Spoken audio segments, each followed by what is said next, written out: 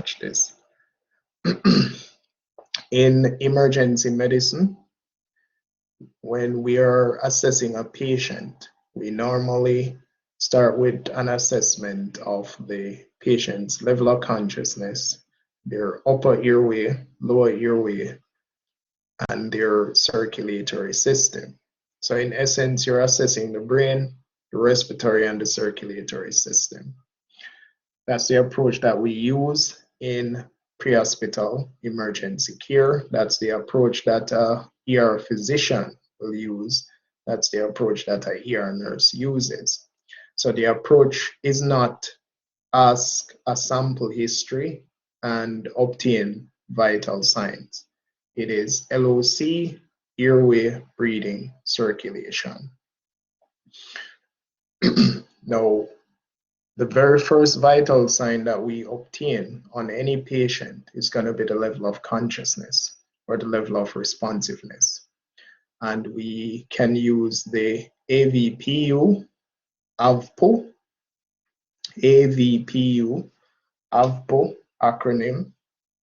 A is for alert and awake, V is for verbal, P is for painful stimuli, and U is unresponsive.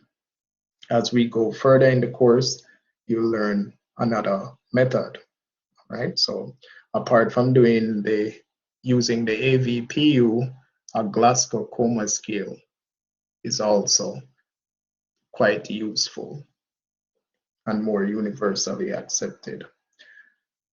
Now, the alert. So you get a call to a location.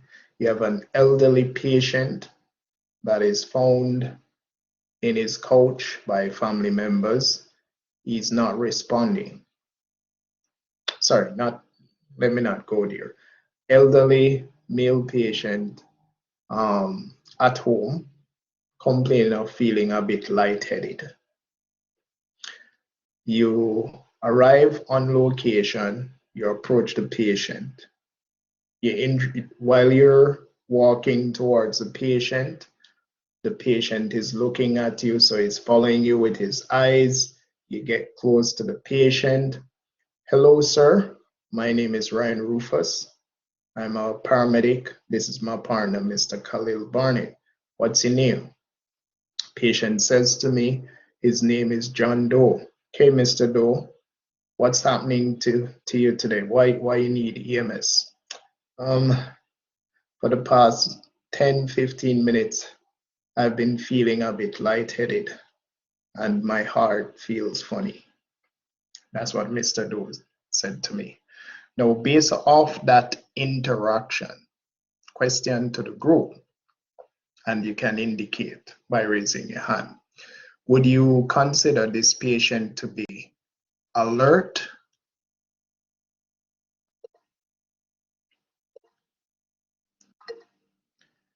so if you guys are raising your hand, what does that mean? Okay, you can type it in the chat. Okay, so I'm getting a lot of yes. Right, so the patient is alert, he's awake. Now, my other question is this patient fully oriented?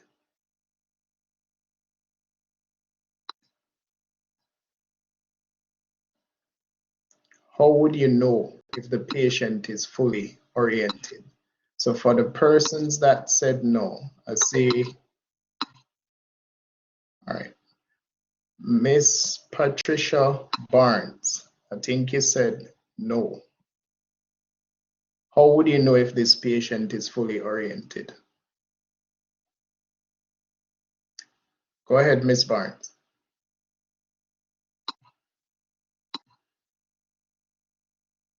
Use your mic now. Use that microphone.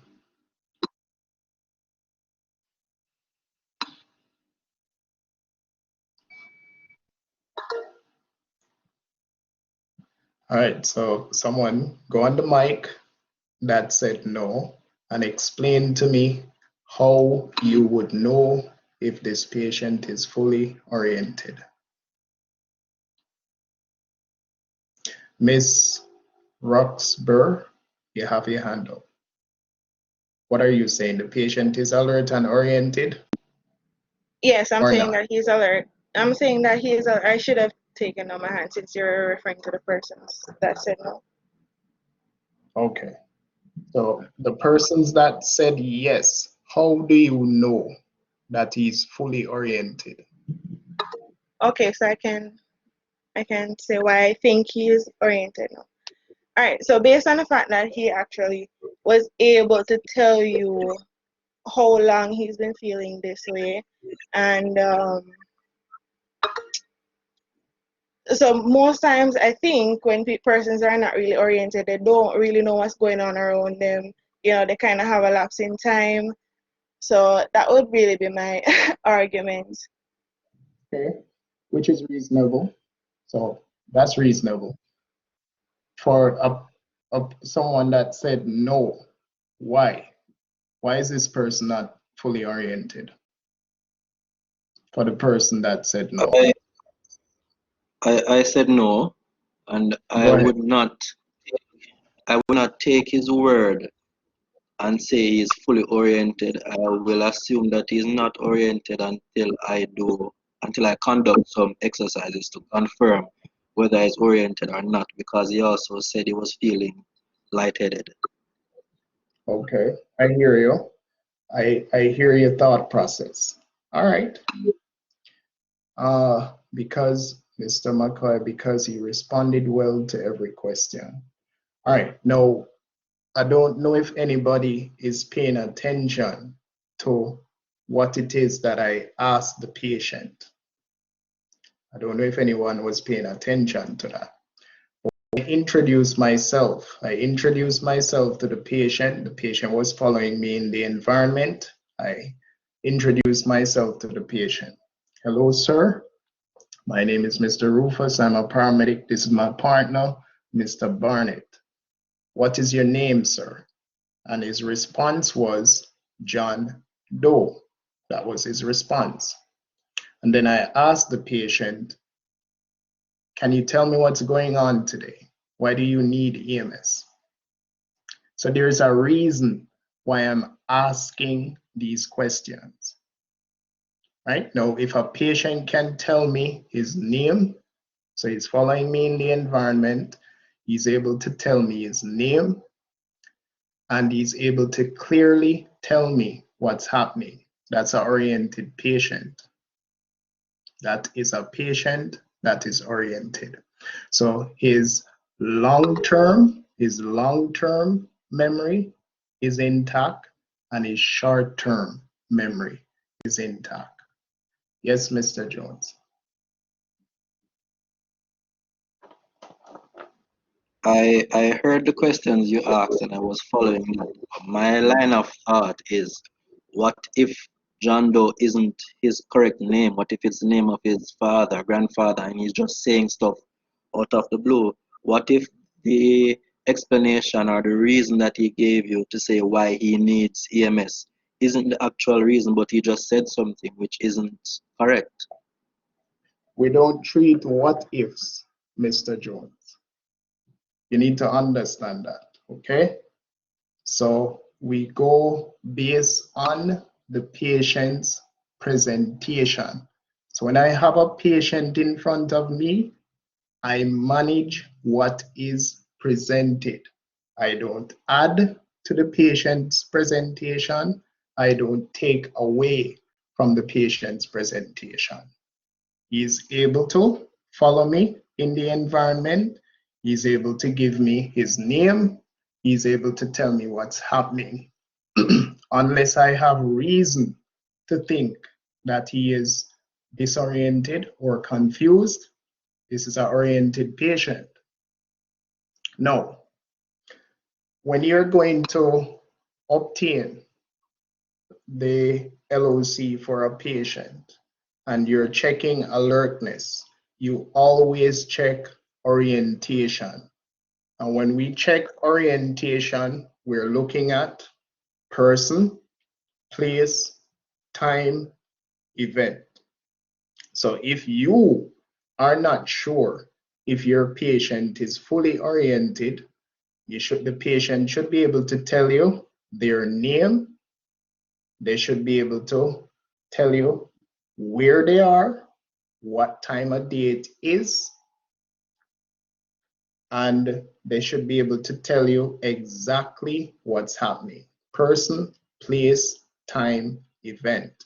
That's long-term, intermediate, and short-term memory. So if you're not sure if your patient is oriented, there's an assessment that we follow to determine that. What is your name, sir? Okay. Can you tell me where you are now? Okay. What time of day it is? On which day of the week is this? Okay, good. Can you tell me exactly what's happening to you? So I'm not randomly talking to a patient. Everything that I am asking is for a specific reason. Yes, Mr. Fisher.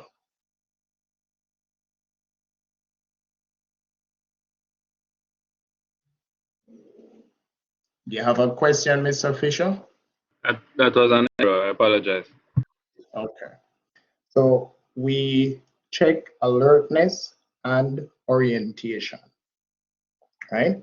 Now, if I have no reason to think that my patient is disoriented, I will always ask two questions. What is your name? Can you tell me what's happening? If I think that the patient might be disoriented based on their presentation, then I'll ask person, place, time, event. If I have no reason to think that, I only ask person and event. A person is fully oriented once they can tell you all four. So that's alertness and orientation. Now again, people, very important. When you have a patient in front of you, do not add to the patient presentation, do not subtract. You assess what you are seeing and manage it appropriately. The what if, it don't work in EMS. What are you seeing? This is what I am seeing, what needs to be done. The what if approach, if you follow that approach, you're gonna lose your patients in the field and you're gonna get questions incorrect on your exams. Go ahead, Mr. Graham. Yes, sir. Given that you're an expert in the field, you will be more capable of identifying if a person is not oriented. So you could ask them the name and the event, right? So us being like the newcomers, then what would be your advice as to going for doing that? You would advise us to actually assume in that position that the person is not oriented. Are there signs that we should look for to determine that before taking the next step? Okay, I hear you. You don't need to be an expert to determine if a patient is fully oriented. So let me just clear that up. So that's one. You arrive at a house for a patient that is complaining of lightheadedness. You arrive, when you enter the room, you're moving furniture around to get to your patient. The patient eyes are closed while you're doing that. You finally get to the patient, you introduce yourself to the patient. Patient doesn't respond to you. You increase your tone. Sir, can you hear me? The patient eyes open and him say, yes, yes, I can hear you. Mr. Graham, is that patient alert? Yes, sir. I would say he's alert because he can hear you, but at a certain tone. So He's not alert. yeah, He's I'm saying responding to, he's not alert. okay, okay. He's responding to verbal stimuli. So when you came into the room, his eyes were not open. He wasn't tracking you in the environment. He's responding to your voice, correct? Understood, sir. So if he's responding to your voice, would you consider this patient to be fully oriented? Fully oriented. Yes, sir. Hold on, let's see. Yes, I would say he's oriented. You cannot say yes. No, sir. You cannot say yes. Why not? He's Why not you can't oriented say? because he responded to you and said yes, he can hear. So he's not oriented. Hold on, slow What? down, slow down, slow down, slow down, take it in stages. Okay. He's not responding he's responding to me verbally. So when I use verbal stimuli, he's responding. His eyes open and he said yes, right? So I know that he's not fully alert. How would I determine his orientation at this point? Okay, you said the next step would be to ask the question, the name. There you go. There you go. You're gonna ask him, what is his name? Can you tell me your name, sir? Can you tell me, you see where I'm going? So if you enter the environment that the patient is in and you are not sure if your patient is fully oriented, this is where you start to think about person, place, time, and event. So you're not required to be an expert to apply this type of assessment. It's very straightforward. You understand that, Mr. Graham? Yes, sir. Understood. Good. So right. also, before I finish, alert and orientation, are they combined, or they're two different Two different things? things. So a person can be alert and awake, but they are not able to tell you their name, where they are, time of day, which day it is, and what exactly is happening. So they can be alert and awake, but not fully oriented. Okay, and Right? it's the same, and it is the same where they don't have to be alert, but they cannot be oriented at the same time, right? I don't understand that. All They right, don't so have to come again. all right, so they don't have to be alert. Understand what I'm saying? They don't have to be alert, and they don't have to be oriented. I don't understand that All right, context. so we search for alert. The first step is checking for alertness, right? Right. Mm-hmm. All right, if they're not alert, we move on to the next step by verbal stimuli. Or they would. Right. So Right. if they're not alert or awake, the next step would be verbal Verbal. stimuli. Is there a response to verbal stimuli? Okay. After If you have. hold on. If you get a response to verbal stimuli, is the patient oriented? Yeah, that's the thing I was asking there. So. Right? Yeah. All the patient might be saying is,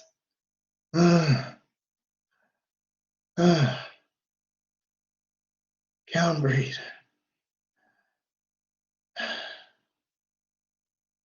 Feel like me go pass out. So you're asking him about person, place, time, and event, and that's all he must say. We can ascertain whether he's fully fully oriented, right? So if the person is not alert and awake, then you apply verbal stimuli. If you get a response to verbal stimuli, what is the patient's orientation? Now, once you're thinking about a patient that is alert and awake, you must always think about their orientation. Always. They go together, right? Now, let's say you were called to a location. Patient complained of lightheadedness and the heart is racing. You arrive on location, you find an elderly male patient in a couch. He doesn't seem to be responsive. So the eyes are not open, right? You approach the patient, you introduce yourself to the patient. Hello, sir. Can you hear me? You don't get a response. Sir, can you hear me? My name is Ryan Rufus. I'm a medic. My partner here is Mr. Barnett. Can you hear me? I don't get any response. I apply pain. When I apply pain, the patient groans. So I apply pain and the patient groans. Is this patient alert? Go ahead, Miss Roxburgh. Is this an alert patient? No, this is not an alert patient because he didn't. Okay. Okay. Is this patient fully oriented? You can't ascertain that because you didn't get to ask him any questions and he didn't give you an answer. He only responded to painful stimuli. He didn't even respond to verbal stimuli. Right. So all he's responding to is painful stimuli. So he cannot be alert. The patient is responding to painful stimuli. He has a decreased level of consciousness. So this is a semi-responsive patient.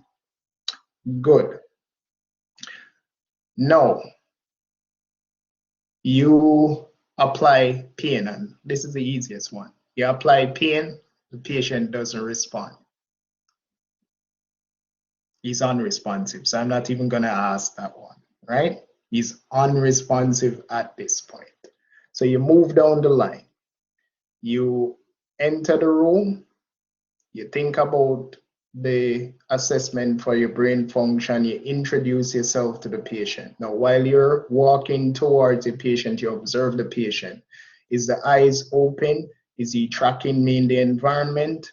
Is he interacting with things in his environment or people? When you get to that patient, 2 questions right off the bat. So introduce yourself, find out the patient's name, that's long-term, and let them tell you what's going on. That's short-term memory. If at any point in that interaction you feel that something is off, then you be more specific. Person, place, time, event. That's full orientation. Now, if you're in the environment, patient not tracking you, eyes are not open, you approach a patient, patient doesn't respond initially to your voice, but you try again and you get a response. It's not a response that you would consider to be for a patient that is fully coherent. So something is off, you're not sure. Again, this is where you're gonna ask your person, place, time, and event, right? But that patient would be responding to verbal stimuli. If the patient is not fully alert or oriented and is not responding to verbal stimuli, then you apply painful stimuli. If the patient responds to the painful stimuli by groaning, then you cannot say a patient is alert to pain. The patient is responding to pain. So do not write that the patient is alert to pain. He's responding to painful stimuli. Same thing for verbal. Don't say the patient is alert to verbal stimuli. The patient is responding to verbal stimuli. Because once we start to get to verbal and painful stimuli, you cannot say that a patient is fully alert. Now, if the patient doesn't respond to painful stimuli, then the patient would be considered to be unresponsive. And this is where we have a problem now that can kill the patient. So once you have a patient that is unresponsive, there is the possibility that there is an issue present that can cause problems for your airway. So when a patient is unresponsive, the muscles that control the tongue relax. And when the muscles that control the tongue relax, the tongue falls into the ear passage. And obstructs it. And when the tongue obstructs the ear passage, if it is complete obstruction, you will hear no movement of ears. If there is complete obstruction, you don't hear anything. If there is partial obstruction, you will hear snoring, but your patient airway is at risk. So you need to ensure that you do something about that. And that's the first assessment that you need to learn, right? Are there any questions?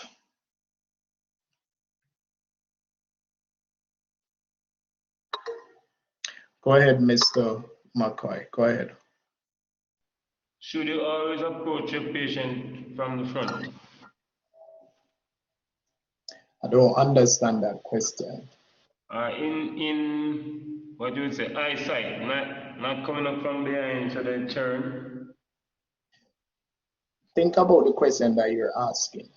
If you were a patient, would you be comfortable with me approaching you from behind? No way. Okay, right? So do what's best for your patient. Always try and approach your patient in the line of sight. It might not be possible in all cases, but always try and approach a patient that way. Go ahead, Mr. Duhaney. Sir, if our patient is in a hazardous situation, how do we approach that? Because we have to ensure that, like, say the patient is unresponsive then and is laying in a hazardous situation, how do we extract that patient from that um situation and put them in a safer place to operate on them, or how do we go about everything? All right, so reasonable question, but no, it's not the time to answer that question. So we will cover that when we do patient assessment. So the question you're asking is an important question, but we're not going to answer that now. When we cover patient assessment and we're doing scene size up, we will discuss that. But the bottom line is, under no circumstances you're going to put your life at risk for any patient. That is the approach in EMS. So we do not put our lives at risk for any patient. It's always our personal safety first, but don't worry, we'll cover that. There was someone else who had their hands up. Who was it? Go ahead, Mr. Graham. Yes, sir. So, is there a procedure, a correct sequence, I should say, in the painful stimuli? Yes. Okay. Is there a what? Correct Come again? correct sequence as to how we go about doing the painful stimuli if we're not getting any verbal or alertness. That's gonna be hands-on stuff, right? So we'll go through all of that. Don't worry yourself. I'm gonna go through that. I'm just introducing the concept that when we interact with a patient, there is a sequential approach that we're using, and the questions that we're asking, there is meaning behind it, right? So it's just a concept, right? And it's an approach that we will use for every patient that we make contact with, because regardless of the amount of emergencies that we will cover, a patient can only present 6 ways in the field, and I will teach you that over time. So regardless of all the emergencies, medical, trauma, the patient can only present 6 ways in the field, whether they have a medical problem or a trauma problem. And we will cover it over time. So everything that you're going to learn from this point on will be a sequential approach. So you're going to be taught a sequence, then you have to learn to apply that sequence, and you have to know when to deviate from the sequence, because there are times when we have to deviate depending on the patient's presentation. But sequential approach is the key to emergency medicine. So if you don't have a set approach to assessing a patient that's critical, it means you're going to take more time to think about what it is that you need to be doing for the patient. And if I have a patient that is critical, and let me not even say when you have completed your training, if you have been receptive and you absorb everything that I am trying to give you as your facilitator, it will take you 3 minutes to assess a patient for critical injuries or illnesses and manage appropriately. And that's where we need to get to. A little over 3 minutes. Let me not say 3 minutes. Maybe 3 minutes and a couple seconds in the field. That's the goal. So the point again that I want to bring across is, so what we're accustomed to, especially for the persons that have the medical background, you're accustomed to putting on devices, doing vital signs, asking sample. That's not the approach in the pre-hospital setting. The pre-hospital setting is we assess, identify live threats, address the live threats, then we consider vitals and history. So it's LOC, airway breathing circulation, consider history and vitals after. It's not vitals and history first, not in the pre-hospital emergency setting. And that's not how a ER physician does it either. The ER physician assessment is airway. So the ER physician is A, B, C, D, E. Airway, breathing, circulation, disability, exposure. But it's the same assessment that we do as EMTs. Letters might be a little different down the back end, but it's the same assessment. So start to develop that mindset from now. Everything that we're going to be practicing and learning will follow a sequential approach. We have to use sequence. The more you are comfortable with a sequence, the less thought process goes into what it is that you need to do for your patient. And finally, let me repeat it again. When you have a patient in front of you, observe what is presenting. Don't add to the patient's presentation. Don't subtract from the patient's presentation. And do not say, if me did in a Jamaica, at this mode and do. Right? That's not going to work for this course. That approach cannot work. And that approach cannot work in the field. Manage what is presented. So if there's nothing to treat, don't treat. If there's something to treat, you treat. Don't treat for something that's not present. That can cause harm. Right? So manage what is presented. That is my final 2 cents for this afternoon. Mr. Powell,